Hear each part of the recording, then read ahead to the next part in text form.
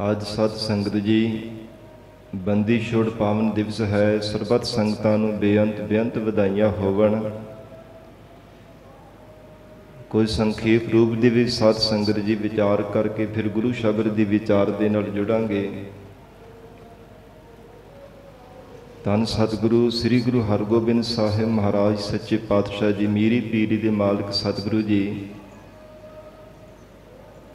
ਮਹਾਰਾਜ ਸੱਚੇ ਪਾਤਸ਼ਾਹ ਜੀ ਨੂੰ ਬੰਦੀ ਛੁੱਟ ਦਾਤਾ ਸਤਿਗੁਰੂ ਜੀ ਦੇ ਨਾਮ ਦੇ ਨਾਲ ਅਸੀਂ ਯਾਦ ਕਰਦੇ ਹਾਂ।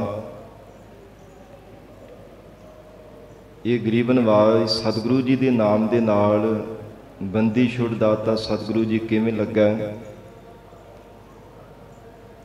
ਗੁਰ ਇਤਿਹਾਸ ਅੰਦਰ ਮਹਾਰਾਜ ਸੱਚੇ ਪਾਤਸ਼ਾਹ ਧੰਨ ਗੁਰੂ ਹਰਗੋਬਿੰਦ ਸਾਹਿਬ ਮਹਾਰਾਜ ਸਿੰਘ ਜੀ ਦਾ ਜੋ ਪਾਵਨ ਜੀਵਨ ਕਵੀ ਰਾਜ ਭਾਈ ਸੰਤੋਖ ਸਿੰਘ ਜੀ ਨੇ ਲਿਖਿਆ ਹੈ,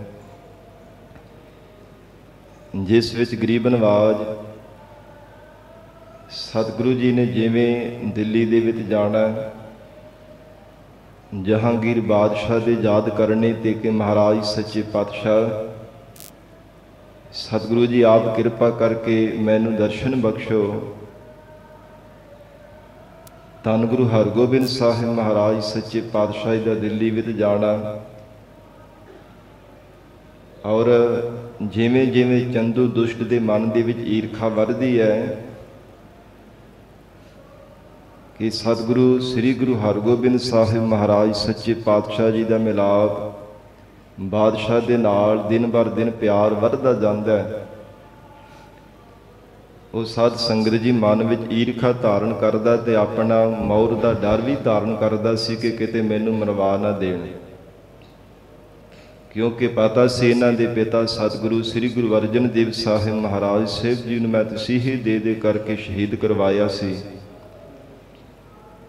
ਇਸ ਪੱਖ ਤੋਂ ਮਨ ਦੇ ਵਿੱਚ ਬਹੁਤਾ ਡਰ ਧਾਰਨ ਕੀਤਾ।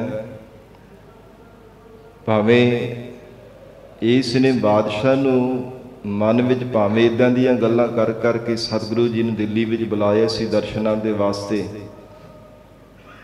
ਪਰ ਮਨ ਦੇ ਅੰਦਰ ਇਹਦੇ ਛਲ ਸੀ, ਫਰੇਬ ਧਾਰਨ ਕੀਤਾ ਹੋਇਆ ਸੀ ਕਿਸੇ ਢੰਗ ਦੇ ਨਾਲ ਕੋਈ ਯਤਨ ਕਰਕੇ ਇੱਥੇ ਸਤਿਗੁਰੂ ਜੀ ਨੂੰ ਬੁਲਾ ਲਵਾਂ,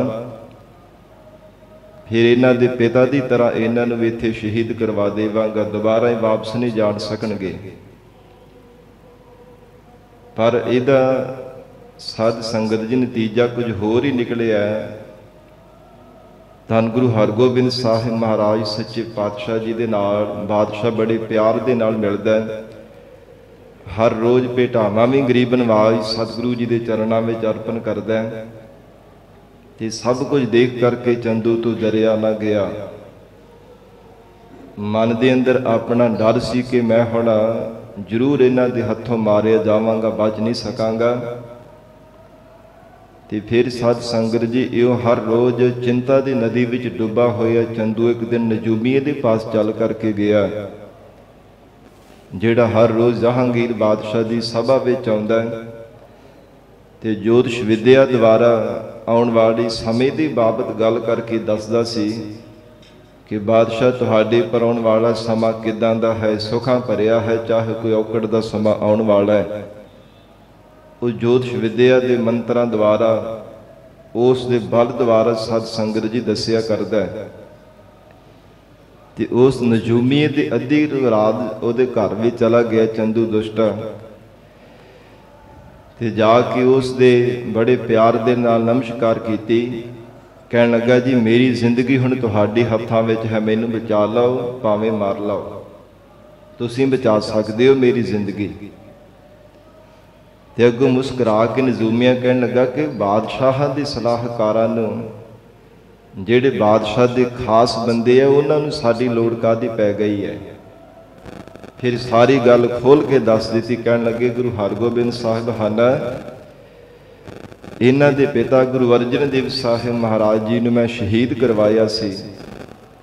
ਮੈਂ ਤਾਂ ਇੱਥੇ ਬੜੇ ਤਰੀਕੇ ਦੇ ਨਾਲ ਕੋਈ ਛਲ ਕਰਕੇ ਗੁਰੂ ਹਰਗੋਬਿੰਦ ਸਾਹਿਬ ਨੂੰ ਬੁਲਾਇਆ ਸੀ, ਪਰ ਬਾਦਸ਼ਾਹ ਜਹਾਂਗੀਰ ਦੇ ਨਾਲ ਇਹਨਾਂ ਦਾ ਹੋਰ ਵੀ ਪਿਆਰ ਵੱਧਦਾ ਜਾ ਰਿਹਾ ਹੈ।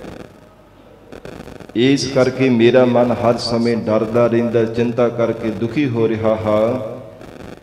ਕਿਤੇ ਬਾਦਸ਼ਾਹ ਨੂੰ ਪਤਾ ਚੱਲ ਗਿਆ ਜਾਂ ਫਿਰ ਇਹਨਾਂ ਨੇ ਗੁਰੂ ਹਰਗੋਬਿੰਦ ਸਾਹਿਬ ਦੇ ਨਾਲ ਮਿਲ ਕਰਕੇ ਮੈਨੂੰ ਮਰਵਾ ਦਿੱਤਾ ਤੇ ਮੇਰੇ ਬਚਣ ਦਾ ਕੋਈ ਵੀ ਸੰਸਾਰ ਦੇ ਅੰਦਰ ਕੋਈ ਯਤਨ ਨਹੀਂ ਹੋ ਸਕੇਗਾ।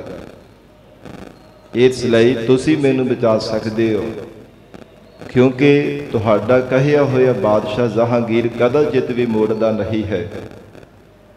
ਜਦੋਂ ਇਉਂ ਕਿਹਾ ਤੇ ਸਾਧ ਸੰਗਤ ਜੀ ਨਾਲ ਲਾਲਚ ਦੇ ਕੁਝ ਪੈਸੇ ਵੀ ਦੇ ਦਿੱਤੇ ਤੇ ਕਹਿਣ ਲੱਗਾ ਕਿ ਜੇ ਤੁਸੀਂ ਇਹ ਮੇਰਾ ਕਾਰਜ ਕਰ ਦੇਵੋਗੇ ਨਾ ਤੇ ਇਸ ਕਾਰਜ ਕਰਨ ਵਾਸਤੇ ਵੀ ਤੁਹਾਨੂੰ ਮੈਂ ਸਲਾਹ ਦੇ ਦਿੰਦਾ। ਜਦੋਂ ਸਵੇਰ ਦੇ ਸਮੇਂ ਦੀਵਾਨ ਲੱਗੇਗਾ ਨਾ, ਸਭਾ ਲੱਗੇਗੀ ਬਾਦਸ਼ਾਹ ਦੀ, ਭਰੀ ਹੋਈ ਸਭਾ ਦੇ ਵਿੱਚ ਆ ਕਰਕੇ ਤੁਸੀਂ ਬਾਦਸ਼ਾਹ ਜਹਾਂਗੀਰ ਨੂੰ ਕਹਿਣਾ ਕਿ ਤੁਹਾਡੇ ਤੇ ਸਾਧ ਸਤੀ ਆ ਗਈ ਹੈ। ਸਾਧ ਸਤੀ ਤੋਂ ਭਾਵ ਸਾਧ ਸੰਗਤ ਜੀ ਜਿਵੇਂ ਆਮ ਪੰਜਾਬੀ ਵਿੱਚ ਕਹਿ ਦਿੰਦੇ ਸਾਧ ਸਤੀ ਭਾਵ 7.5 ਘੜੀਆਂ ਦਾ ਸਮਾਂ, ਜਾਂ ਤਾਂ ਇਹਨੂੰ ਸਾਧ ਸੰਗਤ ਜੀ 7.5 ਵਰੇ ਜਾਂ 7.5 ਮਹੀਨੇ ਜਾਂ 7.5 ਦਿਨ ਇਹਨੂੰ ਸਾਧ ਸਤੀ ਦਾ ਸਮਾਂ ਮੰਨਿਆ ਜਾਂਦਾ, ਜਿਹਦਾ ਫਲ ਬਹੁਤ ਮਾੜਾ ਮੰਨਿਆ ਜਾਂਦਾ ਹੈ। ਪਰ ਗੁਰਮਤਿ ਦੇ ਵਿੱਚ ਸਮਿਆਂ ਸ਼ਗਨਾਂ ਅਪਸ਼ਗਨਾਂ ਦੀ ਬਾਬਤ ਕਦਾਚਿਤ ਵੀ ਕੋਈ ਵਿਚਾਰ ਨਹੀਂ ਕੀਤੀ ਜਾਂਦੀ। ਇਹ ਕੇਵਲ ਸਾਧ ਸੰਗਤ ਜੀ ਹੋਰ ਮਤਾਂ ਮਤਾਂਤਰਾਂ ਅਨੁਸਾਰ ਜ਼ਰੂਰ ਵਿਚਾਰਾਂ ਹੁੰਦੀਆਂ, ਇਹਨਾਂ ਦਾ ਅਸਰ ਹੁੰਦਾ ਜ਼ਰੂਰ ਹੈ, ਪਰ ਜਿਹੜੇ ਲੋਕ ਮਨ ਮਤਾਂ ਕਰਦੇ ਨੇ, ਕਿਉਂਕਿ ਸਤਿਗੁਰੂ ਜੀ ਦੀ ਮੁੱਖ ਵਾਕ ਹਨ, ਸ਼ਗਨ ਅਪਸ਼ਗਨ ਤਿਸ ਕੋ ਲੱਗਹਿ ਜਿਸ ਚੀਤ ਨ ਆਵੈ। ਜਿਸ ਨੂੰ ਪ੍ਰਮਾਤਮਾ ਚੇਤੇ ਨਹੀਂ ਆਉਂਦਾ, ਸ਼ਗਨ ਅਪਸ਼ਗਨ ਸਾਧ ਸਤੀਆਂ ਚੰਗੇ ਮਾੜੇ ਦਿਨ ਇਹ ਉਹਨਾਂ ਤੇ ਸਾਧ ਸੰਗਤ ਜੀ ਅਸਰ ਪੈਂਦਾ। ਪਰ ਜੋ ਗੁਰਸਿੱਖ ਮਹਾਰਾਜ ਸਾਹਿਬ ਜੀ ਦੀ ਚਰਨਾਂ ਦਾ ਆਸਰਾ ਲੈਂਦੇ ਹੈ, ਪਰਮੇਸ਼ਰ ਦਾ ਸਿਮਰਨ ਕਰਦੇ ਹਨ, ਗੁਰੂ ਕੀ ਬਾਣੀ ਦਾ ਜਾਪ ਕਰਦੇ ਹੈ, ਉਹਨਾਂ ਤੇ ਸਾਧ ਸੰਗਤ ਜੀ ਇਹਨਾਂ ਦਾ ਕੋਈ ਵੀ ਪ੍ਰਭਾਵ ਨਹੀਂ ਪੈਂਦਾ। ਚੰਗੇ ਮਾੜੇ ਦਿਨਾਂ ਦਾ, ਗ੍ਰਹਿਆਂ ਦਾ, ਨਛੱਤਰਾਂ ਦਾ, ਸ਼ਗਨਾਂ ਅਪਸ਼ਗਨਾਂ ਦਾ ਕੋਈ ਵੀ ਗੁਰਸਿੱਖ ਵਿਚਾਰ ਨਹੀਂ ਕਰਦੇ। ਉਹ ਮਹਾਰਾਜ ਸੱਚੇ ਪਾਤਸ਼ਾਹੀ ਦੇ ਚਰਨਾਂ ਦਾ ਆਸਰਾ ਲੈ ਕੇ ਰੱਖਦੇ ਹੈ। ਪਰ ਸਾਧ ਸੰਗਤ ਜੀ ਜਦੋਂ ਚੰਦੂ ਨੇ ਸਾਰੀ ਗੱਲ ਸਮਝਾ ਦਿੱਤੀ ਨਾ, ਨਜ਼ੂਮੀਏ ਨੂੰ ਕਹਿਣ ਲੱਗਾ ਕਿ ਜਦੋਂ ਸਵੇਰ ਦੇ ਸਮੇਂ ਸਭਾ ਲੱਗੇਗੀ ਤੇ ਬਾਦਸ਼ਾਹ ਨੂੰ ਕਹਿਣਾ ਕਿ ਤੁਹਾਡੇ ਤੇ ਸਾਧ ਸਤੀ ਆ ਗਈ ਹੈ, ਤੇ ਜਿਸ ਕਰਕੇ ਉਹਦੇ ਮਨ ਦੇ ਵਿੱਚ ਮੌਤ ਦਾ ਡਰ ਪੈਦਾ ਹੋ ਜਾਵੇ, ਤੇ ਫਿਰ ਜਦੋਂ ਉਪਾਅ ਪੁੱਛੇਗਾ ਯਤਨ ਵੀ ਤੁਹਾਨੂੰ ਦੱਸਣਾ ਪੈਣਾ ਕਿ ਇਹਦਾ ਉਪਾਅ ਇੱਕ ਹੈ ਕਿ ਸੋਢ ਵੰਸ਼ ਹੋਵੇ, ਖੱਤਰੀ ਜਾਤ ਹੋਵੇ, ਹਰਗੋਬਿੰਦ ਉਹਨਾਂ ਦਾ ਨਾਮ ਹੋਵੇ, ਤੁਹਾਡੇ ਨਾਮ ਦੀ ਗਵਾਲੀਅਰ ਦੀ ਕਿਲੇ ਵਿੱਚ 40 ਦਿਨ ਮਾਲਾ ਫੇਰਨ, ਤੁਹਾਡੇ ਨਾਮ ਦਾ ਸਿਮਰਨ ਕਰਨ, ਤਵਾਏ ਤੁਹਾਡੀ ਸਾਧ ਸਤੀ ਟਲ ਸਕਦੀ ਹੈ। ਇਹ ਸਾਰੀ ਗੱਲ ਚੰਦੂ ਨੇ ਪਹਿਲਾਂ ਹੀ ਸਮਝਾ ਦਿੱਤੀ ਸੀ ਨਜ਼ੂਮੀਆਂ ਨੂੰ। ਕਹਿੰਦਾ ਜੀ ਠੀਕ ਹੈ, ਇਸੇ ਤਰ੍ਹਾਂ ਹੀ ਹੋਵੇਗਾ। ਬਾਦਸ਼ਾਹ ਨੇ ਅੱਜ ਤੱਕ ਕਦੇ ਵੀ ਮੇਰੀ ਗੱਲ ਕਹੀ ਮੋੜੀ ਨਹੀਂ ਹੈ, ਤੇ ਦੇਖਣਾ ਬਾਦਸ਼ਾਹ ਦੇ ਨਾਲ ਨਾਲ ਜਿੰਨੇ ਵੀ ਹੋਰ ਉਹਦੇ ਸੰਗੀ ਸਾਥੀ ਹੋਣਗੇ ਸਾਰਿਆਂ ਦੀ ਅੱਖੀ ਘੱਟਾ ਪਾ ਦਿਆਂਗਾ, ਸਭ ਨੂੰ ਮੈਂ ਸ਼ਦਾਈ ਬਣਾ ਦੇਣਾ। ਇਹ ਨਜ਼ੂਮੀ ਨੇ ਗੱਲ ਕਹਿ ਕੇ ਦਾਅਵਾ ਕਰਕੇ ਦੱਸ ਦਿੱਤਾ। ਤੇ ਫਿਰ ਸਾਧ ਸੰਗਤ ਜੀ ਸਾਰੀ ਰਾਤ ਵਿਚਾਰਾਂ ਦੀਆਂ ਗਿਣਤੀਆਂ ਗਿਣਦਿਆਂ ਹੋਇਆ ਲੰਘ ਗਈ ਹੈ ਚੰਦੂ ਦੀ। ਜਦੋਂ ਸਵੇਰ ਹੋਈ ਸਭਾ ਲੱਗੀ ਹੈ ਤੇ ਸਾਧ ਸੰਗਤ ਨਜ਼ੂਮੀਆ ਆਇਆ ਤੇ ਉਹਦਾ ਮੂੰਹ ਬੜਾ ਬਹੁਤ ਮੁਰਝਾਇਆ ਹੋਇਆ। ਉਸਨੇ ਪਹਿਲਾਂ ਹੀ ਇਸੇ ਤਰ੍ਹਾਂ ਵਿਉਣ ਦੇ ਨਾਲ ਬਣਾਇਆ ਹੋਇਆ ਸੀ ਕਿ ਬਾਦਸ਼ਾਹ ਪੁੱਛੇਗਾ ਕਿ ਅੱਜ ਕਾਰਨ ਕੀ ਹੈ, ਤੂੰ ਖੁਸ਼ ਨਹੀਂ ਜਾਪਦਾ, ਨਾ ਕੋਈ ਬੋਲਦਾ ਪਿਆ। ਜਾ ਕਰਕੇ ਮੂੰਹ ਮੁਰਝਾਇਆ ਹੋਇਆ ਤੇ ਬਾਦਸ਼ਾਹ ਦੇ ਕੋਲ ਬੈਠ ਗਿਆ। ਤੇ ਜਹਾਂਗੀਰ ਨੇ ਆਪ ਹੀ ਪੁੱਛਿਆ ਨਜ਼ੂਮੀ ਨੂੰ ਕਿ ਕੀ ਕਾਰਨ ਹੈ, ਅੱਜ ਨਾ ਤਾਂ ਪਹਿਲਾਂ ਦੀ ਤਰ੍ਹਾਂ ਤੇਰੇ ਚਿਹਰੇ ਤੇ ਮੁਸਕਰਾਹਟ ਹੈ, ਨਾ ਕੁਝ ਪਹਿਲਾਂ ਦੀ ਤਰ੍ਹਾਂ ਕੋਈ ਗੱਲਬਾਤ ਕਰ ਰਿਹਾ, ਮੂੰਹ ਵੀ ਤੇਰਾ ਮੁਰਝਾਇਆ ਹੋਇਆ, ਦਾ ਕਾਰਨ ਕੀ ਹੈ? ਫਿਰ ਕਹਿਣ ਲੱਗਾ ਜੀ ਬਾਦਸ਼ਾਹ ਸਲਾਮਤ, ਕੀ ਦੱਸਾਂ, ਤੁਹਾਡੇ ਪਰ ਸਾਧ ਸਤੀ ਆ ਗਈ ਹੈ। ਜਦੋਂ ਇਹ ਨਾਮ ਲਿਆ ਨਾ ਸਾਧ ਸਤੀ ਦਾ ਤੇ ਬੜਾ ਹੈਰਾਨ ਹੋਇਆ, ਕਹਿੰਦਾ ਕਿ ਹੁੰਦੀ ਕੀ ਹੈ? ਜਹਾਂਗੀਰ ਨੇ ਪੁੱਛਿਆ ਕਿ ਹੁੰਦਾ ਕੀ? ਸਾਧ ਸਤੀ ਕਹਿੰਦੇ ਕਿ ਮਾੜਾ ਸਮਾਂ ਜਦੋਂ ਬਹੁਤ ਮਾੜਾ ਹੋਣਾ ਹੋਵੇ ਨਾ ਜ਼ਿੰਦਗੀ ਵਿੱਚ, ਉਹਨੂੰ ਸਾਧ ਸਤੀ ਕਿਹਾ ਜਾਂਦਾ ਹੈ। ਕੋਈ ਗ੍ਰਹਿ ਭਾਰੇ ਪੈ ਜਾਂਦੇ ਹੈ, ਇਹ ਬਹੁਤ ਵੱਡੀ ਇੱਕ ਬਲਾ ਹੈ। ਬਲਾ ਨਾਰ ਹੋਰ ਵਧਾ ਚੜਾ ਕੇ ਨਜ਼ੂਮੀ ਨੇ ਜਹਾਂਗੀਰ ਨੂੰ ਡਰਾ ਦਿੱਤਾ ਤੇ ਕਹਿਣ ਲੱਗਾ ਕਿ ਇਹ ਕਦੋਂ ਦੀ ਆਈ? ਕਹਿੰਦਾ ਅੱਜ ਹੀ ਤੁਹਾਡੇ ਤੇ ਸਾਧ ਸਤੀ ਆਈ ਹੈ ਤੇ ਇਹਦੇ ਤੋਂ ਬਚਣ ਦਾ ਕੋਈ ਉਪਾਅ? कहन लगे होर कोई संसार भर विच उपाय नहीं, केवल इको एक उपाय है, वो है सोढ़ वंश होवे, खतरी जात होवे, हर गोबिंद उन्हां दा नाम होवे। गवालीअर दे किले विच बैठ करके 40 दिन तुहाडे नाम दा सिमरन करन, अल्लाह अगे पुकार करन, अरजोई करन, तुहाडी सड़ सची दा बल टल सकदा है, नहीं तां होर कोई भी यतन कीते नहीं टल सकदा। जदों ये गल कही ते बादशाह सुन के बड़ा हैरान होया।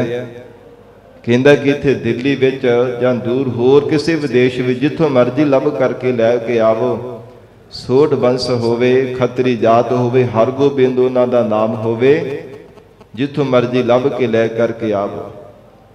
ते फिर साध संगत जी चंदू दुष्ट नेड़े ही बैठा होया ते नाल इहदे कोई सिखाए होए जिहड़े संगी साथी सन, उन्होंने नेड़े बैठिया हुए कह दिता। कहन लगे बादशाह सलामत, दूर की जाना है, गुरु नानक पातशाही के घर के जेड़े अज वाली वारस उन्हां दी गुरता गद्दी ते विराजमान गुरु हरगोबिंद साहिब ਹਨ अपने आप ਨੂੰ पीर ਖਵਾਉਂਦੇ ਹੈ।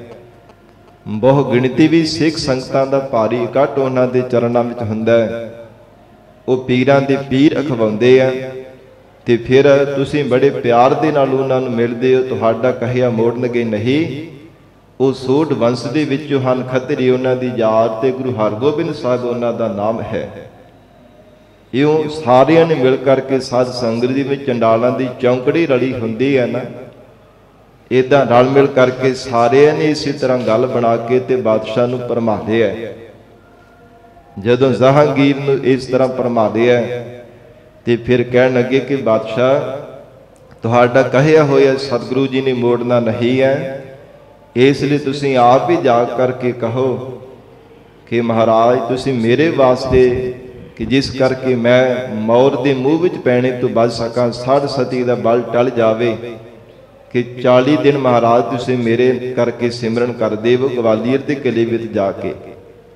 ਬਾਦਸ਼ਾਹ ਆਪ ਹਾਥੀ ਤੇ ਸਾਧ ਸੰਗਤ ਜੀ ਪਾਲਕੀ ਤੇ ਅਸਵਾਰ ਹੋ ਕਰਕੇ ਸਤਿਗੁਰੂ ਜੀ ਦੇ ਕੋਲ ਆਏ ਹੈ। ਮੂੰਹ ਬੜਾ ਇਹਦਾ ਮੁਰਝਾਇਆ ਹੋਇਆ ਸੀ ਤੇ ਨਮਸਕਾਰ ਕੀਤੀ ਗਰੀਬ ਨਵਾਜ ਗੁਰੂ ਹਰਗੋਬਿੰਦ ਸਾਹਿਬ ਜੀ ਦੇ ਚਰਨਾਂ ਵਿੱਚ। ਮਹਾਰਾਜ ਸੱਚੇ ਪਾਤਸ਼ਾਹ ਅੰਤਰਜਾਮੀ ਸਤਿਗੁਰਾਂ ਨੇ ਪੁੱਛਿਆ ਕਿ ਬਾਦਸ਼ਾਹ ਕੀ ਕਾਰਨ ਹੈ, ਚਿਹਰਾ ਮੁਰਝਾਇਆ ਹੋਇਆ ਕਿਉਂ ਹੈ, ਇਸ ਮੁਰਝਾਏ ਹੋਏ ਚਿਹਰੇ ਦਾ ਕਾਰਨ ਕੀ ਹੈ, ਤੇ ਨਾ ਚੰਗੀ ਤਰ੍ਹਾਂ ਕੋਈ ਸਾਡੇ ਨਾਲ ਅੱਜ ਕੋਈ ਗੱਲਬਾਤ ਕਰ ਰਹੇ ਹੋ, ਬਾਦਸ਼ਾਹ ਕਾਰਨ ਕੀ ਹੈ। ਤੇ ਫਿਰ ਹੱਥ ਜੋੜ ਕੇ ਬੇਨਤੀ ਕੀਤੀ ਮਹਾਰਾਜ ਮੇਰੇ ਤੇ ਸਾੜ ਸਤੀ ਆ ਗਈ ਹੈ। ਜਿਵੇਂ ਨਜ਼ੂਮੀਏ ਨੇ ਔਰ ਚੰਦੂ ਨੇ ਹੋਰ ਉਹਦੇ ਨਾਲ ਦੇ ਅਲਕਾਰਾਂ ਸਿਪਾਹੀਆਂ ਨੇ ਮਿਲ ਕਰਕੇ ਭਰਮਾਇਆ ਸੀ, ਉਸੇ ਤਰ੍ਹਾਂ ਹੀ ਜਾ ਕੇ ਮਹਾਰਾਜ ਸ਼ਿਵ ਜੀ ਨੂੰ ਬੇਨਤੀ ਕਰਕੇ ਦੱਸ ਰਿਹਾ ਹੈ। ਕਹਿਣ ਲੱਗਾ ਮਹਾਰਾਜ ਮੇਰੇ ਤੇ ਸਾੜ ਸਤੀ ਆ ਗਈ ਹੈ, ਇਸ ਬਲਾਦ ਦਾ ਬਲ ਤਾਂ ਟਲ ਸਕਦਾ ਹੈ ਜੇ ਆਪ ਜੀ ਮਹਾਰਾਜ ਮੇਰੇ ਨਾਂ ਦਾ 40 ਦਿਨ ਮੇਰੇ ਵਾਸਤੇ 40 ਦਿਨ ਸਿਮਰਨ ਕਰੋ ਗਵਾਲੀਅਰ ਦੇ ਕਿਲੇ ਵਿੱਚ ਜਾ ਕਰਕੇ। ਤੇ ਗਰੀਬ ਨਵਾਜ ਸਤਿਗੁਰੂ ਜੀ ਤਾਂ ਮੇਰਾ ਭਲਾ ਹੋ ਜਾਵੇਗਾ, ਨਹੀਂ ਤਾਂ ਸੜ ਸਤੀ ਨੇ ਮੈਨੂੰ ਮਾਰ ਦੇਣਾ। ਅੰਤਰਜਾਮੀ ਗੁਰੂ ਹਰਗੋਬਿੰਦ ਸਾਹਿਬ ਮਹਾਰਾਜ ਜੀ ਨੇ ਮੁਸਕਰਾ ਕੇ ਬਚਨ ਕੀਤਾ ਬਾਦਸ਼ਾਹ ਅਸਲ ਵਿੱਚ ਸੜ ਸਤੀ ਤੇਰੇ ਤੇ ਨਹੀਂ ਆਈ, ਜਿਸ ਤੇ ਆਈ ਹੈ ਉਹਦੇ ਤੋਂ ਹੁਣ ਯਤਨ ਦਾ ਕੋਈ ਉਪਾਅ ਨਹੀਂ ਹੋ ਸਕੇਗਾ। ਮਹਾਰਾਜ ਸਾਹਿਬ ਜੀ ਨੇ ਜਾਣ ਲਿਆ ਕਿ ਸਾਰੀ ਜਿੰਨਾ ਵੀ ਇਹ ਛਲ ਕੀਤਾ ਹੈ ਨਾ ਕਪਟ ਕਰਕੇ ਚੰਦੂ ਨੇ ਸਾਰਾ ਕੁਝ ਕਰਵਾਇਆ ਹੈ। ਪਰ ਮਨ ਵਿੱਚ ਵਿਚਾਰ ਕੀਤੀ ਜੇ ਹੁਣ ਅਸੀਂ ਬਾਦਸ਼ਾਹ ਨੂੰ ਟਾਲ ਦਿੰਦੇ ਹਾਂ ਕਿ ਗਵਾਲੀਅਰ ਦੇ ਕਿਲੇ ਵਿੱਚ ਨਹੀਂ ਜਾਣਾ, ਤੇ ਫਿਰ ਇਹਦੇ ਮਨ ਵਿੱਚ ਘਿਰਣਾ ਪੈਦਾ ਹੋਵੇਗੀ। ਔਰ ਇਹਨੂੰ ਪਤਾ ਕਿਵੇਂ ਚੱਲੂਗਾ ਕਿ ਸਾਰਾ ਸਾਡੇ ਪਿਤਾ ਸਤਿਗੁਰੂ ਗੁਰੂ ਅਰਜਨ ਦੇਵ ਸਾਹਿਬ ਮਹਾਰਾਜ ਸੱਚੇ ਪਾਤਸ਼ਾਹ ਜੀ ਨੂੰ ਸ਼ਹੀਦ ਕਰਵਾਉਣ ਦਾ ਸਾਰਾ ਇਹਦੇ ਪਿਛੇ ਦਾ ਚੰਦੂ ਦਾ ਹੱਥ ਹੈ। ਤੇ ਸਾਧ ਸੰਗਤ ਜੀ ਮਹਾਰਾਜ ਸੱਚੇ ਪਾਤਸ਼ਾਹ ਜੀ ਨੇ ਵਚਨ ਕੀਤਾ ਕਿ ਬਾਦਸ਼ਾਹ ਠੀਕ ਹੈ, ਜੇ ਸਾਡੇ ਗਵਾਲੀਅਰ ਦੇ ਕਿਲੇ ਵਿੱਚ ਜਾਣ ਦੇ ਨਾਲ 40 ਦਿਨ ਸਿਮਰਨ ਕਰਨ ਦੇ ਨਾਲ ਤੇਰੀ ਸਾਰ ਸਤੀ ਟਲਦੀ ਤੇ ਅਸੀਂ ਜ਼ਰੂਰ ਜਾਵਾਂਗੇ। ਤੇ ਸਾਧ ਸੰਗਤ ਜੀ ਮਜਨੂ ਦੇ ਟਿੱਲੇ ਪਾਸ ਮਹਾਰਾਜ ਸੱਚੇ ਪਾਤਸ਼ਾਹੀ ਦਾ ਡੇਰਾ ਸੀ। ਹੋਰ ਜਿੰਨੇ ਵੀ ਸਿੱਖ ਸਨ, ਜਿੰਨੇ ਵੀ ਸੰਗਤ ਸੀ, ਸਭ ਨੂੰ ਉੱਥੇ ਰਹਿਣ ਦਾ ਮਹਾਰਾਜ ਸਾਹਿਬ ਜੀ ਨੇ ਆਦੇਸ਼ ਦਿੱਤਾ। 5 ਸਿੱਖ ਮਹਾਰਾਜ ਸਾਹਿਬ ਜੀ ਨਾਲ ਲੈ ਕਰਕੇ ਗਵਾਲੀਅਰ ਦੇ ਕਿਲੇ ਵਿੱਚ ਚਲੇ ਗਏ ਹਨ। ਔਰ ਉੱਥੇ ਸਾਧ ਸੰਗਤ ਜੀ ਜਿਹੜਾ ਪਹਿਰੇਦਾਰ ਸੀ ਨਾ, ਜਿਹੜਾ ਹਾਕਮ ਬਣਿਆ ਸੀ ਉੱਥੋਂ ਦਾ, ਜਿਹਦਾ ਨਾਮ ਹਰਦਾਸ ਸੀ, ਉਹ ਬੜੀ ਪਿਆਰ ਤੇ ਭਾਵਨਾ ਵਾਲਾ ਸੀਗਾ।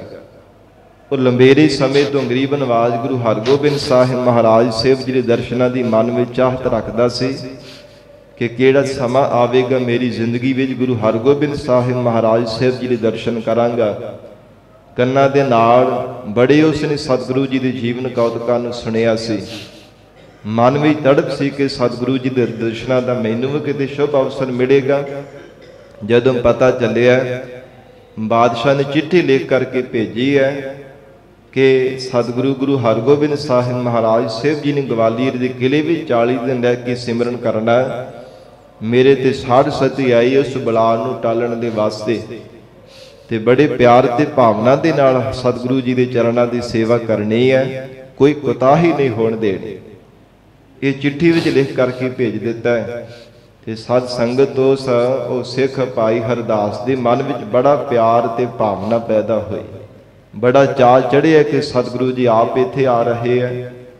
ਜਦੋਂ ਗਰੀਬ ਨਵਾਜ਼ ਗੁਰੂ ਹਰਗੋਬਿੰਦ ਸਾਹਿਬ ਮਹਾਰਾਜ ਸੱਚੇ ਪਾਤਸ਼ਾਹ ਮੇਰੀ ਪੀਰੀ ਦੇ ਮਾਲਕ ਸਤਿਗੁਰੂ ਜੀ ਪਹੁੰਚੇ ਹੈ, ਸਤਿਗੁਰੂ ਜੀ ਦੇ ਚਰਨਾਂ ਤੇ ਬੜੇ ਪਿਆਰ ਤੇ ਅਦਬ ਦੇ ਨਾਲ ਸੀਸ ਰੱਖ ਕੇ ਨਮਸਕਾਰ ਕੀਤੀ, ਹੱਥ ਜੋੜ ਕੇ ਬੇਨਤੀ ਕਰਕੇ ਦੱਸਿਆ, ਮਹਾਰਾਜ ਆਪ ਜੀ ਨੇ ਮੇਰੇ ਮਨ ਦੀ ਭਾਵਨਾ ਅੱਜ ਪੂਰੀ ਕਰ ਦਿੱਤੀ ਹੈ। ਸਤਿਗੁਰੂ ਜੀ ਇਸ ਕਿਲੇ ਦੇ ਅੰਦਰ ਬਹੁਤ ਸਾਰੇ ਜਿਹੜੇ ਰਾਜੇ ਹੈ ਨਾ, ਉਹਨਾਂ ਨੂੰ ਉਮਰ ਕੈਦ ਹੈ ਮਹਾਰਾਜ, ਬੰਦ ਕਰਕੇ ਰੱਖਿਆ ਹੋਇਆ ਹੈ। ਜ਼ਿੰਦਗੀ ਭਰ ਸੇ ਹੀ ਮਹਾਰਾਜ ਸੜਦੇ ਮਰਦੇ ਰਹਿਣਗੇ, ਉਹਨਾਂ ਨੂੰ ਕੋਈ ਵੀ ਇੱਥੋਂ ਬਚਾ ਕੇ ਬਾਹਰ ਨਹੀਂ ਕੱਢ ਸਕਦਾ। ਤੇ ਉਹ ਨਿਗਰਾਨੀ ਵਾਸਤੇ ਮਹਾਰਾਜ ਮੇਰੀ ਡਿਊਟੀ ਲੱਗੀ ਹੋਈ ਹੈ। ਇੱਥੋਂ ਮੈਂ ਛੱਡ ਕਰਕੇ ਕਿਤੇ ਜਾ ਵੀ ਨਹੀਂ ਸੀ ਸਕਦਾ, ਪਰ ਮਨ ਵਿੱਚ ਭਾਵਨਾ ਬਹੁਤ ਸੀ ਕਿ ਕਿਹੜਾ ਸਦ ਸੁਭਾਗਾ ਸਮਾਂ ਮੇਰੇ ਵਾਸਤੇ ਆਵੇਗਾ ਜਦੋਂ ਗੁਰੂ ਹਰਗੋਬਿੰਦ ਸਾਹਿਬ ਮਹਾਰਾਜ ਸਾਹਿਬ ਜੀ ਦੇ ਦਰਸ਼ਨਾਂ ਦੀ ਦਾਤ ਮੈਨੂੰ ਪ੍ਰਾਪਤ ਹੋਵੇਗੀ। ਮਹਾਰਾਜ ਆਪ ਨੇ ਮੇਰੇ ਮਨ ਦੀ ਤਮੰਨਾ ਪੂਰੀ ਕਰ ਦਿੱਤੀ ਹੈ। ਸਤਿਗੁਰੂ ਜੀ ਦੇ ਚਰਨਾਂ ਤੇ ਸੀਸ ਰੱਖ ਕੇ ਬੜੇ ਪਿਆਰ ਦੇ ਨਾਲ ਬੇਨਤੀ ਕੀਤੀ। ਗੁਰੂ ਹਰਗੋਬਿੰਦ ਸਾਹਿਬ ਮਹਾਰਾਜ ਸਾਹਿਬ ਜੀ ਨੇ ਅਸੀਸ ਬਖਸ਼ੀ ਹੈ ਕਿ हे ਗੁਰਸਿੱਖ, ਸਤਿਗੁਰੂ ਨਾਨਕ ਦੇਵ ਸਾਹਿਬ ਮਹਾਰਾਜ ਤੇਰਾ ਭਲਾ ਕਰਨਗੇ। ਗਰੀਬ ਨਵਾਜ਼ ਸਤਿਗੁਰੂ ਜੀ ਨੇ ਵਰਦਾਨ ਦਿੱਤਾ, ਤੇਰੀ ਕਲਿਆਣ ਹੋਵੇਗੀ ਔਰ ਤੂੰ ਮੁਕਤ ਹੋ ਜਾਵੇਂਗਾ, ਸੰਸਾਰ ਦੇ ਜੰਮਣ ਮਰਨ ਤੋਂ ਰਹਿਤ ਹੋ ਜਾਵੇਂਗਾ। ਜਦੋਂ ਗਰੀਬ ਨਵਾਜ਼ ਮਹਾਰਾਜ ਸੱਚੇ ਪਾਤਸ਼ਾਹ ਧੰਨ ਗੁਰੂ ਹਰਗੋਬਿੰਦ ਸਾਹਿਬ ਮਹਾਰਾਜ ਸਾਹਿਬ ਜੀ ਨੇ ਅਸੀਸ ਬਖਸ਼ਿਸ਼ ਕੀਤੀ ਹੈ, ਬੜਾ ਮਨ ਵਿੱਚ ਖੁਸ਼ ਹੋਇਆ ਤੇ ਕਿਲੇ ਦੇ ਅੰਦਰ ਲੈ ਕਰਕੇ ਗਿਆ ਕਿ ਮਹਾਰਾਜ ਜਿਸ ਥਾਂ ਤੇ ਆਪ ਜੀ ਚਾਹੋ ਉਸ ਥਾਂ ਤੇ ਸੁੰਦਰ ਪਲੰਘ ਢਾ ਕਰਕੇ ਮਹਾਰਾਜ ਆਪ ਜੀ ਦੇ ਲਈ ਆਸਣ ਲਵਾ ਦਿੰਦੇ ਹਾਂ। ਔਰ ਸੁੰਦਰ ਥਾਂ ਦੇਖ ਕਰਕੇ ਪਲੰਘ ਢਾਹਿਆ, ਸਾਰੀ ਤਿਆਰੀ ਕਰਵਾ ਦਿੱਤੀ ਗਈ। ਔਰ ਗਰੀਬ ਨਵਾਜ਼ ਗੁਰੂ ਹਰਗੋਬਿੰਦ ਸਾਹਿਬ ਮਹਾਰਾਜ ਸੱਚੇ ਪਾਤਸ਼ਾਹ ਮੇਰੀ ਪੀਰੀ ਦੇ ਮਾਲਕ ਸਤਿਗੁਰੂ ਜੀ ਜਦੋਂ ਕਿਲੇ ਅੰਦਰ ਪ੍ਰਵੇਸ਼ ਹੋਏ ਹੈ, ਬਾਦਸ਼ਾਹ ਨੇ ਬਹੁਤ ਸਾਰੀਆਂ ਰਸਤਾਂ ਬਸਤਾਂ ਭੇਜ ਦਿੱਤੀਆਂ ਕਿ ਹਰ ਰੋਜ਼ ਜੋ ਲੰਗਰ ਪ੍ਰਸ਼ਾਦ ਇੱਥੇ ਤਿਆਰ ਹੋਵੇਗਾ। ਸਾਧ ਸੰਗਤ ਜੀ ਭਾਵੇਂ ਹਰ ਰੋਜ਼ ਕੜਾਹ ਪ੍ਰਸ਼ਾਦ ਦੀ ਦੇਗ ਤਿਆਰ ਹੁੰਦੀ ਹੈ, ਗਰੀਬ ਨਵਾਜ਼ ਗੁਰੂ ਹਰਗੋਬਿੰਦ ਸਾਹਿਬ ਮਹਾਰਾਜ ਸਾਹਿਬ ਜੀ ਨੇ ਨਾਲ ਦੇ ਸਿੱਖਾਂ ਨੂੰ ਹੁਕਮ ਕੀਤਾ, ਜਿਵੇਂ ਵੀ ਇੱਥੇ ਗਵਾਲੀਅਰ ਦੇ ਕਿਲੇ ਦੇ ਅੰਦਰ ਬਾਦਸ਼ਾਹ ਜਿੰਨੇ ਵੀ ਰਾਜੇ ਮਹਾਰਾਜੇ ਬੰਦ ਕਰਕੇ ਰੱਖੇ ਹੈ ਨਾ ਕੈਦਖਾਨੇ ਵਿੱਚ, ਸਭ ਨੂੰ ਚੰਗੀ ਤਰ੍ਹਾਂ ਲੰਗਰ ਪ੍ਰਸ਼ਾਦ ਛਕਾਇਆ ਜਾਵੇ। ਔਰ ਜਿੰਨੀ ਵੀ ਕੜਾਹ ਪ੍ਰਸ਼ਾਦੀ ਦੇਗ ਤਿਆਰ ਹੁੰਦੀ ਹੈ ਸਭ ਨੂੰ ਰਜਾ ਕਰਕੇ ਛਕਾਉਂਦੇ ਸਨ। ਤੇ ਉਹਨਾਂ ਰਾਜਿਆਂ ਦੇ ਮਨਾਂ ਦੇ ਵਿੱਚ ਬੜਾ ਚਾਅ ਤੇ ਉਤਸ਼ਾਹ ਪੈਦਾ ਹੋਇਆ। ਸਾਧ ਸੰਗਤ ਜੀ ਉਹਨਾਂ ਦੀ ਹਾਲਤ ਇਦਾਂ ਦੀ ਸੀ ਕਿ ਸਿਰ ਦੇ ਵਿੱਚ ਜੂਆਂ ਪਈਆਂ ਹੋਈਆਂ, ਜੜਾਵਾਂ ਵੱਜੀਆਂ ਹੋਈਆਂ ਸਨ। ਜ਼ਿੰਦਗੀ ਉਹਨਾਂ ਦੀ ਸਾਧ ਸੰਗਤ ਜੀ ਮੌਤ ਦੇ ਨਾਲੋਂ ਕੋਈ ਘੱਟ ਨਹੀਂ ਸੀਗੀ। ਜਿਨ੍ਹਾਂ ਦੇ ਮਨਾਂ ਵਿੱਚ ਕੋਈ ਵੀ ਆਸ ਨਹੀਂ ਸੀ ਕਿ ਅਸੀਂ ਵੀ ਇਸ ਗਵਾਲੀਅਰ ਦੇ ਕਿਲੇ ਵਿੱਚ ਰਿਹਾ ਹੋਵਾਂਗੇ। ਪਰ ਜਦੋਂ ਗਰੀਬ ਨਵਾਜ਼ ਗੁਰੂ ਹਰਗੋਬਿੰਦ ਸਾਹਿਬ ਮਹਾਰਾਜ ਸੱਚੇ ਪਾਤਸ਼ਾਹ ਜੀ ਕਿਲੇ ਅੰਦਰ ਗਏ ਹੈ ਨਾ, ਜਿਵੇਂ ਸਾਧ ਸੰਗਤ ਜੀ ਸੋਮ ਨੂੰ ਧਨ ਮਿਲ ਜਾਂਦਾ ਹੈ ਨਾ, ਔਰ ਕੰਗਾਲ ਨੂੰ ਧਨ ਦੀ ਪ੍ਰਾਪਤੀ ਹੋ ਜਾਂਦੀ, ਕਿੰਨਾ ਖੁਸ਼ ਹੁੰਦਾ ਹੈ। ਜਿਸ ਘਰ ਵਿੱਚ ਪੁੱਤਰ ਦੀ ਪ੍ਰਾਪਤੀ ਨਾ ਹੁੰਦੀ ਹੋਵੇ, ਪੁੱਤਰ ਮਿਲ ਜਾਵੇ ਤੇ ਕਿੰਨਾ ਚਾਅ ਚੜ੍ਹਦਾ ਹੈ। ਇੰਨੀ ਜ਼ਿਆਦਾ ਗਰੀਬ ਨਵਾਜ਼ ਸਤਿਗੁਰੂ ਜੀ ਦੇ ਨਾਲ ਮਿਲਣੇ ਕਰਕੇ ਉਹਨਾਂ ਰਾਜਿਆਂ ਨੂੰ ਜੋ ਸੁਖ ਤੇ ਸ਼ਾਂਤੀ ਮਨਾਂ ਨੂੰ ਪ੍ਰਾਪਤ ਹੋਣਾ ਕੀਤੀ ਸੀ, ਇੰਨਾ ਚਾਅ ਚੜ੍ਹਿਆ। ਔਰ ਇਸ ਪ੍ਰਕਾਰ ਜਦੋਂ ਸਿੱਖਾਂ ਨੇ ਬੇਨਤੀ ਕੀਤੀ ਮਹਾਰਾਜ ਸਾਹਿਬ ਜੀ ਨੂੰ, ਸਤਿਗੁਰੂ ਜੀ ਆਪ ਜੀ ਵੀ ਛਕ ਲਓ ਜੋ ਕੜਾਹ ਪ੍ਰਸ਼ਾਦੀ ਦੇਗ ਤਿਆਰ ਕੀਤੀ ਹੈ। ਧੰਨ ਗੁਰੂ ਹਰਗੋਬਿੰਦ ਸਾਹਿਬ ਮਹਾਰਾਜ ਜੀ ਨੇ ਬਚਨ ਕੀਤਾ, ਕਹਿਣ ਲੱਗੇ ਜੋ ਕੁਝ ਇੱਥੇ ਬਾਦਸ਼ਾਹ ਦੀ ਰਸਤ ਬਾਣੀ ਆਉਂਦਾ ਉਹਦੇ ਵਿੱਚੋਂ ਅਸੀਂ ਨਹੀਂ ਛਕਾਂਗੇ, ਤੁਸੀਂ ਬਾਹਰੋਂ ਮਿਹਨਤ ਕਰਕੇ ਕਿਰਤ ਕਰਕੇ ਲੈ ਕੇ ਤਿਆਰ ਕਰਕੇ ਆਓ, ਫਿਰ ਅਸੀਂ ਉਹਦਾ ਛਕਾਂਗੇ। ਸਾਧ ਸੰਗਤ ਜੀ ਇਸੇ ਤਰ੍ਹਾਂ ਹੋਇਆ, ਜਦੋਂ ਪੰਜ ਸਿੱਖ ਬਾਹਰ ਗਏ ਹੈ, ਇੱਕ ਭਾਂਡੇ ਤਿਆਰ ਕਰਨ ਵਾਲਾ ਠਠੇਰਾ ਸੀ, ਉਹਦੇ ਕੋਲ ਜਾ ਕਰਕੇ ਸਾਰੀ ਗੱਲ ਸਾਧ ਸੰਗਤ ਜੀ ਉਹਦੇ ਨਾਲ ਠਹਿਰਾ ਲਈ ਕਿ ਅਸੀਂ ਜਿਹੜੇ ਹੋਰ ਮਜ਼ਦੂਰ ਹਨ ਉਹਨਾਂ ਦੇ ਨਾਲੋਂ ਜ਼ਿਆਦਾ ਕੰਮ ਕਰਾਂਗੇ। ਰਾਤ ਦੇ ਸਮੇਂ ਸਾਰੀ ਰਾਤ ਭਰ ਤੱਕ ਸਾਧ ਸੰਗਤ ਮਿਹਨਤ ਕਰਦੇ ਰਹੇ। ਇਸ ਪ੍ਰਕਾਰ ਜਦੋਂ ਮਿਹਨਤ ਕੀਤੀ ਹੈ, ਉਹਨੇ ਚਾਂਦੀ ਦਾ ਇੱਕ ਸਾਧ ਸੰਗਤ ਜੀ ਟਾਕਾ ਦਿੱਤਾ, ਉਹਦਾ ਰਸਤ ਪਾਣੀ ਖਰੀਦ ਕਰਕੇ ਉਹ ਸਾਰਾ ਫਿਰ ਜੋ ਲੰਗਰ ਪ੍ਰਸ਼ਾਦ ਤਿਆਰ ਕੀਤਾ, ਫਿਰ ਗਰੀਬ ਨਵਾਜ਼ ਸਤਿਗੁਰੂ ਜੀ ਨੂੰ ਛਕਾਇਆ ਸੀ ਪੰਜਾਂ ਸਿੱਖਾਂ ਨੇ। ਇਧਰ ਅੰਮ੍ਰਿਤਸਰ ਸਾਹਿਬ ਮਾਤਾ ਗੰਗਾ ਜੀ, ਬਾਬਾ ਬੁੱਢਾ ਜੀ ਆਦਿਕ ਹੋਰ ਜਿਹੜੇ ਸਾਧ ਸੰਗਤ ਜੀ ਮੁਖੀ ਸਿੱਖ ਸਨ, ਉਹਨਾਂ ਨੇ ਮਨ ਵਿੱਚ ਬੜੀ ਚਿੰਤਾ ਕੀਤੀ। ਮਾਤਾ ਜੀ ਬਹੁਤ ਵੈਰਾਗ ਕਰਦੇ ਸਨ ਕਿ ਸਾਡੇ ਸਾਹਿਬਜ਼ਾਦਾ ਸਤਿਗੁਰੂ ਜੀ ਅਜੇ ਤੱਕ ਵਾਪਸ ਕਿਉਂ ਨਹੀਂ ਆਏ, ਕਿਉਂਕਿ ਪਹਿਲਾਂ ਗੁਰੂ ਅਰਜਨ ਦੇਵ ਸਾਹਿਬ ਮਹਾਰਾਜ ਸੱਚੇ ਪਾਤਸ਼ਾਹ ਦਿੱਲੀ ਵਿੱਚ ਆਏ ਸਨ, ਸਤਿਗੁਰੂ ਜੀ ਸ਼ਹਾਦਤ ਦਾ ਜਾਮ ਪੀ ਗਏ ਸੀ। ਮਾਤਾ ਜੀ ਮਨ ਵਿੱਚ ਵੈਰਾਗ ਕਰਦੇ ਸਨ ਕਿ ਪਹਿਲਾਂ ਦੀ ਤਰ੍ਹਾਂ ਗਰੀਬ ਨਵਾਜ਼ ਸਤਿਗੁਰੂ ਜੀ ਦੇ ਨਾਲ ਵੀ ਕਿਤੇ ਇਦਾਂ ਦਾ ਕੋਈ ਭਾਣਾ ਨਾ ਵਰਤ ਜਾਵੇ।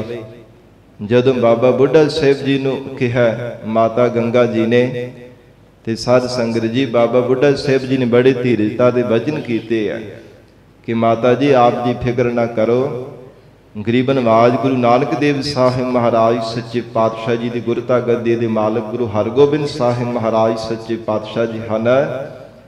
ਸਤਿਗੁਰੂ ਗੁਰੂ ਹਰਗੋਬਿੰਦ ਸਾਹਿਬ ਮਹਾਰਾਜ ਸੱਚੇ ਪਾਤਸ਼ਾਹੀ ਦਾ ਕੁਝ ਵੀ ਨਹੀਂ ਕੋਈ ਵਿਗਾੜ ਸਕੇਗਾ।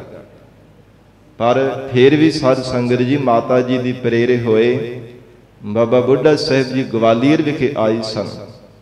ਫਿਰ ਸੰਗਤ ਨੂੰ ਨਾਲ ਲੈ ਕਰਕੇ ਬਹੁ ਗਿਣਤੀ ਵੀ ਸੰਗਤ ਦਾ ਕਾਫਲਾ ਲੈ ਕੇ, ਜਿਵੇਂ ਸਾਧ ਸੰਗਤ ਜੀ ਪ੍ਰਭਾਤ ਫੇਰੀ ਕੱਢੀ ਦੀ ਹੈ ਨਾ, ਇਦਾਂ ਜੋ ਸੰਗਤ ਰੂਪ ਦੇ ਵਿੱਚ ਮਿਲ ਕਰਕੇ ਸਾਧ ਸੰਗਤ ਜੀ ਚੌਂਕੀ ਰੂਪ ਦੇ ਵਿੱਚ ਸੰਗਤ ਨੂੰ ਨਾਲ ਲੈ ਕੇ ਗਵਾਲੀਅਰ ਪਹੁੰਚੇ ਸਨ।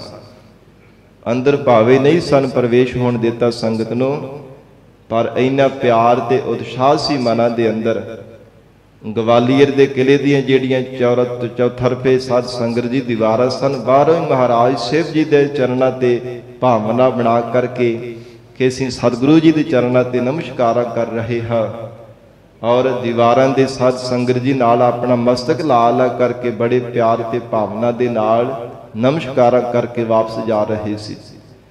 ਦਿੱਲੀ ਦੇ ਲਾਗੇ ਇਲਾਕੇ ਹੋਰ ਵੀ ਜਿੰਨੀਆਂ ਸੰਗਤਾਂ ਜੋ ਹਰ ਰੋਜ਼ ਸਤਿਗੁਰਾਂ ਦੇ ਦਰਸ਼ਨਾਂ ਵਾਸਤੇ ਆਉਂਦੀਆਂ ਸਨ, ਗਵਾਲੀਅਰ ਦੇ ਪਾਸ ਵੀ ਜਿੰਨੀਆਂ ਸਿੱਖ ਸੰਗਤਾਂ ਹਰ ਰੋਜ਼ ਉਹਨਾਂ ਨੇ ਇਸੇ ਤਰ੍ਹਾਂ ਸਾਧ ਸੰਗਤ ਜੀ ਕਿਲੇ ਦੇ ਪਾਸ ਆ ਕੇ ਨਮਸਕਾਰਾਂ ਕਰਕੇ ਜਾਣੀ ਹੈ ਕਿ ਗਰੀਬ ਨਵਾਜ਼ ਸਤਿਗੁਰੂ ਜੀ ਪ੍ਰਤੱਖ ਹਾਜ਼ਰ ਨਾਜ਼ਰ ਹਨ।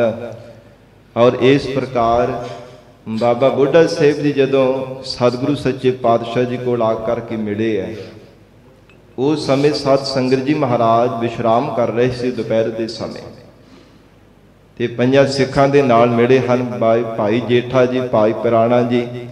ਜਦੋਂ ਇਹਨਾਂ ਦੇ ਕੋਲ ਆ ਕਰਕੇ ਮਿਲੇ ਹੈ ਤੇ ਸਾਧ ਸੰਗਤ ਜੀ ਵਿਚਾਰ ਕਰ ਰਹੇ ਸਨ ਕਿ 40 ਦਿਨ ਤੋਂ ਉੱਪਰ ਸਮਾਂ ਹੋ ਗਿਆ ਜੇ ਤੱਕ ਬਾਦਸ਼ਾਹ ਨੇ ਮਹਾਰਾਜ ਸੱਚੇ ਪਾਤਸ਼ਾਹ ਜੀ ਨੂੰ ਬੁਲਾਇਆ ਨਹੀਂ ਆਪਣੇ ਪਾਸ, ਕਿਉਂਕਿ ਚੰਦੂ ਨੇ ਸਾਧ ਸੰਗਤ ਜੀ ਉਧਰ ਇਸ ਢੰਗ ਦੇ ਨਾਲ ਛਲ ਕਰਕੇ ਆਪਣੇ ਵਸ ਵਿੱਚ ਬਾਦਸ਼ਾਹ ਨੂੰ ਕੀਤਾ ਹੋਇਆ ਸੀ ਕਿ ਕਦੇ ਸਤਿਗੁਰੂ ਜੀ ਦੇ ਬਾਬਤ ਕੋਈ ਗੱਲ ਚੱਲਦੀ ਤੇ ਉਹਨੂੰ ਟਾਲ ਕਰਕੇ ਹੋਏ ਕੋਈ ਨਾ ਕੋਈ ਗੱਲ ਸ਼ੁਰੂ ਕਰ ਦਿੰਦੇ ਸਨ ਸਭਾ ਦੇ ਵਿੱਚ, ਤੇ ਜਿਸ ਕਰਕੇ ਬਾਦਸ਼ਾਹ ਨੂੰ ਚੇਤਾ ਹੀ ਨਾ ਆਵੇ। ਜੇ ਯਾਦ ਆ ਗਿਆ ਤੇ ਮਹਾਰਾਜ ਸਾਹਿਬ ਜੀ ਨੂੰ ਬੇਨਤੀ ਕਰਕੇ ਬਾਹਰ ਬੁਲਾ ਲੈਣਗੇ ਤੇ ਫਿਰ ਮੇਰੀ ਮੌਤ ਜਿਹੜੀ ਹੈ ਕੋਈ ਉਹਨੂੰ ਰੋਕ ਨਹੀਂ ਸਕੇਗਾ।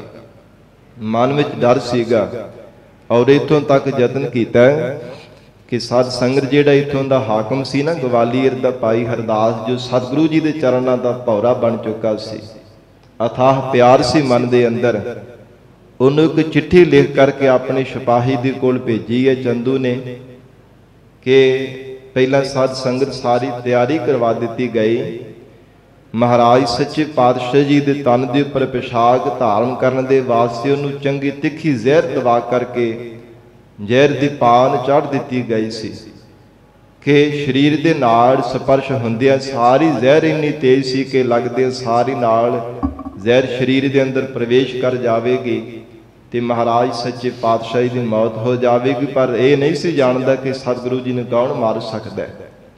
ये मन विच छल करके सारी तैयारी तो कर लई और सत संगत जी जदों चिट्ठी इत्थे हाकम के पास पहुंची भाई हरदास ने पढ़ी है तो मन विच विचार करके उस सिपाही ने जवाब दिता कि घोर पाप असी नहीं कर सकते, ऐसा पाप असी नहीं कदाचित भी कर सकते। तो साडे वालों जवाब दे देना कि असी इदां दा वड्डा बज्जर पाप नहीं कदाचित कर सकते। और सारी साध संगत जी विथया जा करके महाराज सच्चे पातशाह जी ने सुनाई है। हे गरीब नवाज, ये जहांगीर बादशाह ने नहीं कीता, सारी महाराज ये सारी बनाई हुई व्योत छड़ दे नाल चंदू दुष्ट दी है। वो चिट्ठी अग दे भी साड़ दी गई तो गरीब नवाज गुरु हरगोबिंद साहिब महाराज सच्चे पातशाह कहन लगे ਇਹਦਾ ਹੁਣ मौत का समा नेड़े आ गया है, इस नूं तुसीं ही दे करके मारिया जाएगा, इनको बचाउण वाला भी बचेगा नहीं। ये बहुते यत्न भी कर लवेगा तां भी इहदा चंदू दुष्ट का बचा नहीं होना है।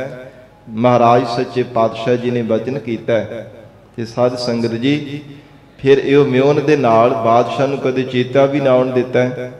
ते भाई पिराणा ते भाई जेठा जी मन विच विचार कर ही रहे सन कि कोई ना कोई यत्न करना चाहिए। इन्हें समय बाबा बुढ़ा साहिब जी आए तो उन्होंने दे नाल मिल करके विचार की है।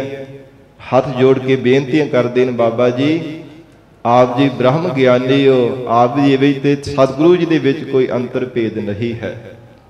जे महाराज शिव जी ने बेनती करते हैं, महाराज करा मार दे बल करके बादशाह डराउण वास्ते कोई यत्न करना चाहिए तो सतगुरां ने आग्ञा नहीं देनी। जे तुसीं सानू आग्ञा दे देवो तो फिर बादशाह जरूर महाराज शिव जी नूं याद करके बाहर मंगवाएगा, बेनती करेगा। तो बाबा बुढ़ा साहिब जी ने उस समय आग्ञा दी है कि ठीक है, क्योंकि माता गंगा जी बार बार याद कर रहे हैं। तो साध संगत जी रात के समय दोनों ही गुरसिख भाई जेठा ते भाई पिराणा जी जिवें केरी बब्बर शेर हुंदा ना, बड़ा भयानक रूप धारण कीता है। ते जिस किले दे अंदर साध संगत जी बादशाह दा निवास सी ना, जहांगीर दा बब्बर शेर बड़े बड़े भयानक रूप उन्हां दे सन, वड्डे आकार दे शरीर बने होए, किसी नूं पता ना चलिया। ते जिथे जहांगीर आराम कर रहा सी, सुत्ता पिया सी, ਉਹਦੇ ਆਸਣ ਦੇ ਉੱਪਰ ਜੜੇ ਸਾਧ ਸੰਗਤ ਜੀ ਉਹਦੀ ਛਾਤੀ ਤੇ ਦੋ ਦੋ ਪੈਰ ਰੱਖੇ ਹੋਏ ਹੈ। ਤੇ ਪਹਿਲਾਂ ਤਾਂ ਇਹੋ ਪ੍ਰਤੀਤ ਹੋਇਆ ਕਿ ਜਿਵੇਂ ਸੁਪਨਾ ਆ ਰਿਹਾ, ਜਿਵੇਂ ਦੱਬਾ ਪੈ ਰਿਹਾ। ਪਰ ਜਦੋਂ ਅੱਖਾਂ ਖੋਲੀਆਂ ਤੇ ਸਾਧ ਸੰਗਤ ਜੀ ਐ ਵੱਡੇ ਵੱਡੇ ਆਕਾਰ ਦੇ ਬੱਬਰ ਸ਼ੇਰ ਆਪਣੇ ਅੱਖਾਂ ਦੇ ਨਾਲ ਦੇਖੇ ਤੇ ਉੱਚੀ ਉੱਚੀ ਸਾਧ ਸੰਗਤ ਜੀ ਰੌਲਾ ਪਾਉਣ ਲੱਗ ਪਿਆ। ਬੜਾ ਮਨ ਦੇ ਵਿੱਚ ਡਰ ਪੈਦਾ ਹੋਇਆ ਤੇ ਗਰੀਬ ਨਵਾਜ ਗੁਰੂ ਹਰਗੋਬਿੰਦ ਸਾਹਿਬ ਮਹਾਰਾਜ ਸੱਚੇ ਪਾਤਸ਼ਾਹ ਜੀ ਨੂੰ ਯਾਦ ਕੀਤਾ। हे सतगुरु जी कृपा करो, मैनू बचा लो, ये साड़ सती मेरे ते आ चढ़ी है। उस समय मन विच खड़क गई कि हो सकता इहो साड़ सती होवे जेड़ी बड़ा मेरे ते आई हुई है। ते महाराज सच्चे पातशाह जी ने याद किया, गरीब नवाज आप कृपा करके मैनू साड़ सती तो बचा लो। हे गुरु हरगोबिंद साहिब महाराज कृपा करके मेरी रखिया कर लो। जदों इहो महाराज शिव जी नूं याद कीता ते सतगुरु गुरु हरगोबिंद साहिब महाराज अंतरजामी सतगुरां ने प्रतख प्रगट हो करके साध संगत जी हत्थां विच रुमाल पकड़े हुए है ते दोवां ही शेरां नूं हत्थां दे उन्हां दे मूँह विच हथ पा करके ते पिछे हटाउंदे होए प्रतख जहांगीर ने अपने अखां दे नाल देखे है। जदों सतगुरु जी दा नाम लैंदा ते महाराज फिर उन्हां नूं पिछे हटाउंदे है। ते जदों फिर चुप कर दिंदा ते फिर मूँह अड करके बादशाह दे वल्ले आउंदे आ। इहो सारा कुछ साध संगत जी अपनी अखां दे सामने देखिया। फिर मुड़ के रहिंदी रात बादशाह नींद नहीं आई। साध संगत जी दिन चढ़े है, सभा लगी है, पहलां दी तरह सारे काजी मुलाने चंदू भी आए है और नजूमिया भी चल करके आए है, जिन्हें बादशाह दे मन विच भरम पाया होया सीगा। जदों साध संगत जी लगी हुई सभा में सारे पहुंचे है ते बादशाह का मूँह जिहड़ा मुरझाया होया नज़र आ रहा सी। सारे देख करके हैरान रह गए। जदों नजूमिया ने पूछिया तो सारी रात वाली विथिया कह करके सुना दी है। कह लगे कि राती साध सती आई सी बब्बर शेरां दे रूप दे विच। वो तो शेर इन्ने भयानक सन, वो तो मैनू खाई चले सी। उन्होंने मेरी हिक दे उपर अपने पंजे रखे हुए सन। जे गुरु हरगोबिंद साहिब महाराज सतगुरु जी मैनू ना बचाउंदे ते मैनू किसी ने नहीं सीगा बचाउणा। महाराज साहब जी मेरी रखिया की, उन्होंने जिउंदिया मैनू खा जाना सी। जदों इहो किया ते फिर गल बदलण दे वास्ते कहंदे कि नहीं नहीं बादशाह सलामत, तुहानू कोई सुपना आया होवेगा, सुपने भी तुसी मन विच डरे होवोगे। कहंदा नहीं सुपना नहीं, मैं अपनी अखां दे नाल सामने उठ करके देखिया ते गुरु हरगोबिंद साहिब महाराज शिव जी नूं मैं देखिया, उन्होंने हत्थां विच रुमाल फड़े होए ते दोहां शेरां दे मूँह विच हथ पा के उन्हां नूं पिछे नूं तकिया, तां मेरा बचाव होया सी। ते कई दियां कई गल्लां बना करके जी सुपने विच इदां हुंदा या इउं प्रतीत हुंदा, फिर बादशाह नूं भरमा दिता ते कहंदा जी मेरे मन दे विचों इह डर चिंता नहीं दूर हुंदी कि दोबारा ना साढ़ सती आके पै जावे। ते साध संगत जी फिर इन्हां ने चंदू ने कहा, कहंदा जी रात दे समय तुसीं किले दा कोट बना लो, भाव जिवें किला उसारी दा इस ढंग दे नाल लोहे दा किला होवे, ਉਹਦੇ अंदर प्रवेश हो जावो, फिर देखते भला किदां तुहानू इदां दा माड़ा सुपना आवेगा। साध संगत जी इसी तरह सारी तैयारी की गई। रात के समय जदों जहांगीर सुता ते दूसरी रात फिर उसी तरह ही दोवें गुरसिख वड्डा साध संगत जी शेरां दा विकराल रूप धारण किया ते रात के समय आके हिक ते पैर रखे। फिर महाराज सच्चे पातशाह ने याद किया ते सतगुरां ने फिर इन्होंने बचाया। ते फिर गरीब नवाज गुरु हरगोबिंद साहिब महाराज सच्चे पातशाह सतगुरु जी ने अपने सिखां नूं वचन कीता कि तुसीं करम मार दे बल करके इन्हां शक्तियां दे करके जाके बादशाह नूं डराउंदे पए हो। ये सारी खेड असीं आप ही वरताउंदे पए हाँ, तुसीं कोई भी अपना आत्मिक बल शक्ति नहीं जा करके दिखाउणी है। महाराज साहब जी ने सिखां नूं वरजिया है, पर इधर मन दे विच इन्ना ज़्यादा डर पैदा हो गया इस मौर दा जहांगीर दे मन अंदर कि हुण कोई ना कोई यतन करके महाराज सच्चे पातशाह नूं अपने पास बुलाउणा चाहुंदा सी। फिर गरीब नवाज सतगुरु जी नूं हर समय याद करदा है ते साध संगत जी वजीर खान नूं अपने एहलकार सिपाही नूं अपने नूं भेजदा है, जिहड़ा दा वजीर सीगा उहनूं भेजदा कि जा कि तेरे मन में भी गुरु घर के प्रति प्यार है, क्योंकि सुखमनी साहिब गुरबाणी का पाठ करके साध संगत जी जलोधर का रोग दूर होया सीगा वजीर खान का। ये गुरु घर प्रति बहुत श्रद्धा ते प्यार रखता सी। फिर महाराज शिव जी के चरणों में बेनती करने वास्ते भेजिया गया। जदों बड़े प्यार दे नाल चल करके गया, हजूर के चरणों ते आके बड़े प्यार ते भावना सहित नमस्कार कीती है। गरीब नवाज गुरु हरगोबिंद साहिब जी के पास बेनती की, महाराज बादशाह आप जी नूं किले तो बाहर आउण दे वास्ते कहंदा कि महाराज तुहाडे मैं दर्शन करने चाहुंदा। ते महाराज सच्चे पातशाह जदों सतगुरु जी का जाना सुनिया ते साध संगत जी जिन्ने भी वो 52 राजी सन किले के अंदर, जिहड़े मौत वर्गी जिंदगी अपनी बतीत कर रहे सन, काल कोठड़ी विच उन्हां नूं बंद कीता होया सी।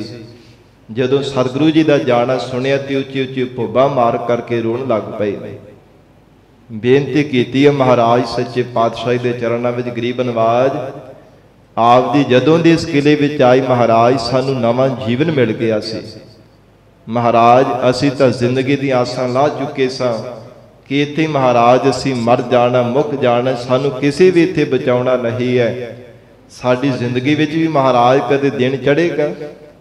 महाराज जदों दे आप जी आए हो सानू काल कोठड़ी दे विचों भी बाहर कढ दिता गया।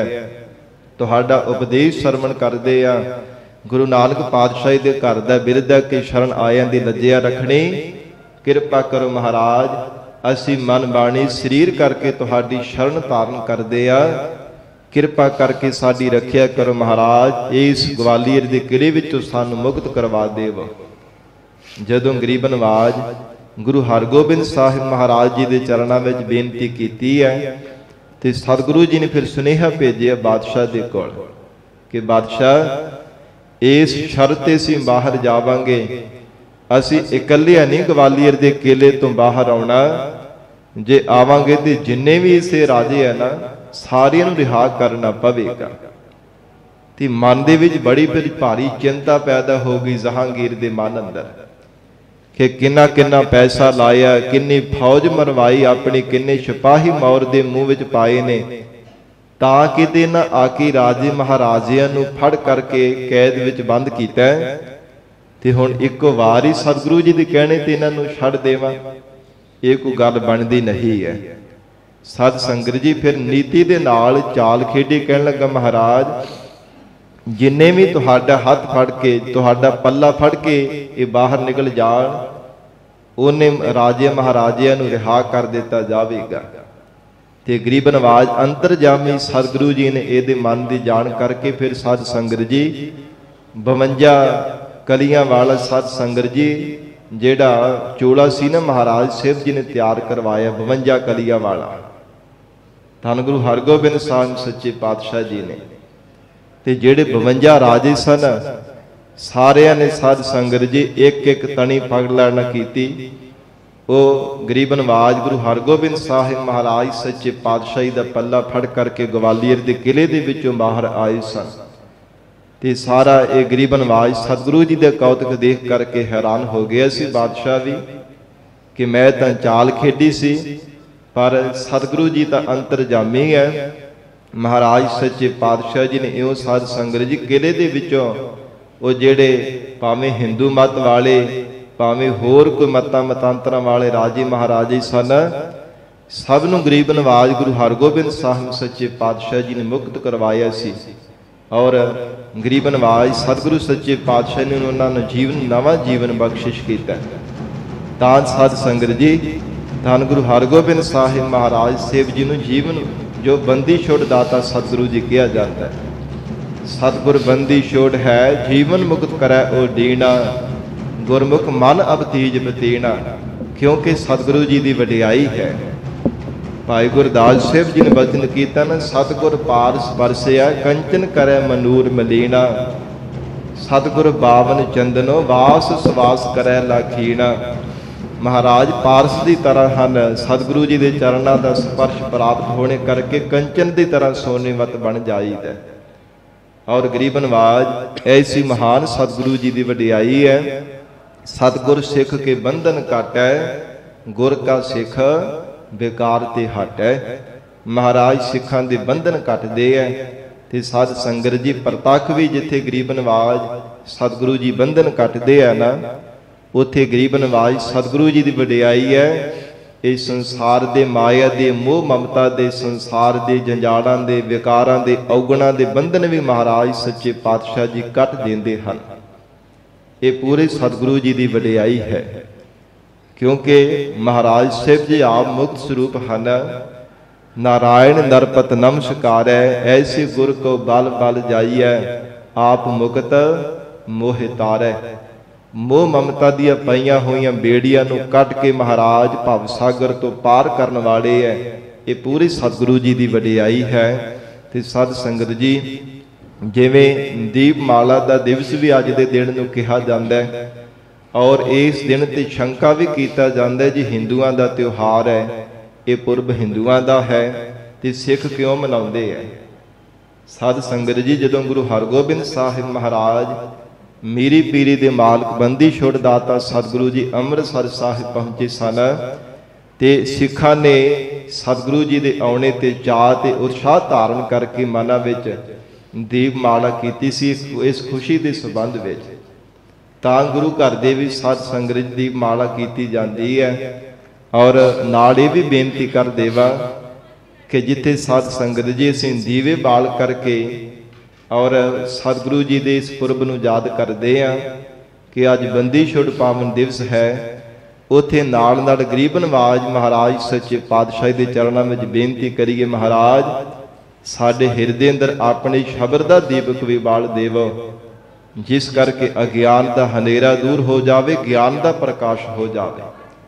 इकल्ला चार पटाके चला के ते साध संगत जी दीवे बाल करके इसी तरह ही पुरब नूं मना करके असीं महाराज सच्चे पातशाही दी खुशियां तो वांझे ना रह जाइए, क्योंकि गरीब नवाज सतगुरु सच्चे पातशाही दे जिहड़े बख्शे हुए उपदेश हन, महाराज सच्चे पातशाह जी की बख्शी हुई जो सिੱਖਿਆ ਉਹਨੂੰ भी जीवन दे विच धारण करना ये साडा फर्ज बनता है। इसलिए बेनती है साध संगत जी जो पतित पुणे ते नशियां विच गलतान हन, वो पतित पुणे ते नशियां नूं त्याग करके शब्द गुरु श्री गुरु ग्रंथ साहिब सच्चे पातशाही दे लड़ लग के जीवन सफला बनाओ, सतगुरु जी दीआं खुशियां प्राप्त करो। फिर तो आप संगत नूं बंदी छोड़ दिवस दीआं बेअंत बेअंत वधाइयां होवण।